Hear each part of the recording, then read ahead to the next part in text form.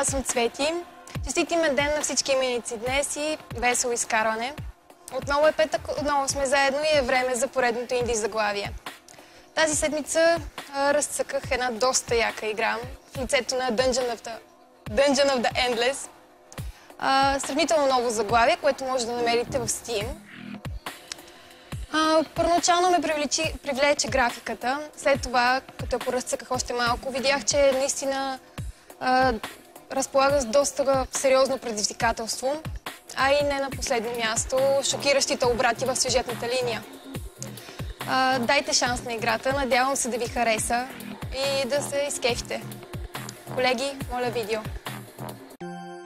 Dungeon of the Endless. Sci-fi фентази свят, изпълнен с опасности, които дебнат за всеки ъгъл в лицето на странни и недоброжелателни извънземни същества в безграничния космос. Ще успеете ли да оцелеете, като намерите изход от това враждебно и крайно негостоприемно място? Играта е брилянтно балансирана комбинация от роуглайк с примеси на екшен ролева игра, Dungeon Defenders и Hack and Slash. Инди заглавието е разработено от Amplitude Studios, поставили своето начало през 2011 в Париж. Известни са още с заглавието си Endless Space от 2012 година, Endless Legend от септември тази година, както и с участието си в разработката на игри от поредиците Battlefield и Might and Magic. Главната сюжетна линия проследява разбиването на космическия затворнически кораб Success на планета Аурига, позната с това, че в миналото е била обитавана от заселена там колония от пътуваща из галактиката древна цивилизация, известна като The Endless. Затворниците, обитаващи Success, са наясно, че това е възможност да заслужат своето място отново обратно в обществото, като единственото, което знаят за планетата, към която пътуват, е, че на нея има вода, температурни пояси, развит растителен свят и изобилие на метали. Вследствие на катастрофата, затворниците намират себе си ранени, но все още живи, на безопасна твърда земя. Или поне така си мислели, докато не разбрали, че са попаднали насред съоръжения на предшествениците, които водят към дълбоко и зловещо древно подземие. Странствайки и опознавайки тъмни и неприветлив Зандан, те насочват енергията си към това да оцелеят и намерят изход. Тук идва и вашата роля. Имате контрол върху първоначално двама, а по-късно и още двама герои. Едновременно.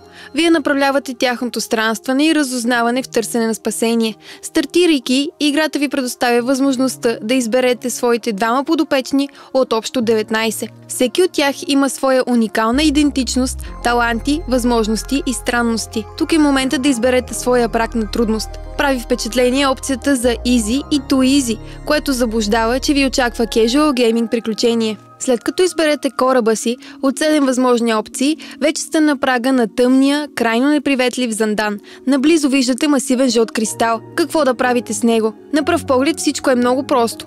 От вас се изисква да го опазите от дебнещите из дънджъна вълни от крайно негостоприемни и извънземни същества. А докато това се случва, трябва и качествено да обходите различните стаи. Те крият всевъзможни опасности, но и възнаграждения.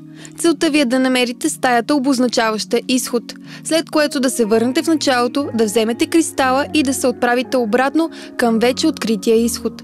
Естествено, по пътя си ще се намерите насред епични битки. Вълни от същества ще се съсредоточат в това да ви спрат. Когато постигнете това, преминавате на следващ етаж, изпълнен с още повече загадки и препятствия.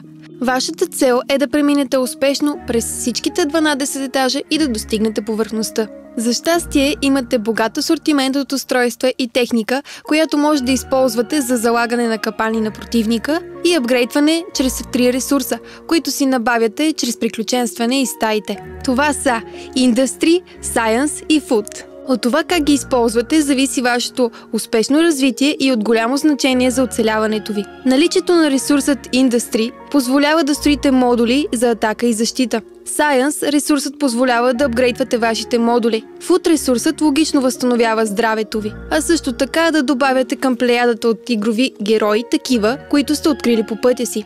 Ресурсите също така играят ролята на валута в случаите, когато се натъкнете на NPC-та, които продават оръжия, предпазно облекло или техник. Играта ще ви спечели с очарователен хумор, динамичен и интригуващ environment, богат асортимент от всевъзможни техника и устройства и последно, но не и по важност, качествено и богато преживяване, което ще ви задържи приковани към играта дълги часове. Dungeon of Endless е зарибяващо стратегическо приключение, придружено от мелодичен, силно атмосферичен саундтрак и модерно пиксел-арт изпълнение, от което трудно ще отклоните поглед. А когато ви омръзне да я разцъквате сами, викнете приятели и се насладете на уникалното кооп изживяване. Enjoy!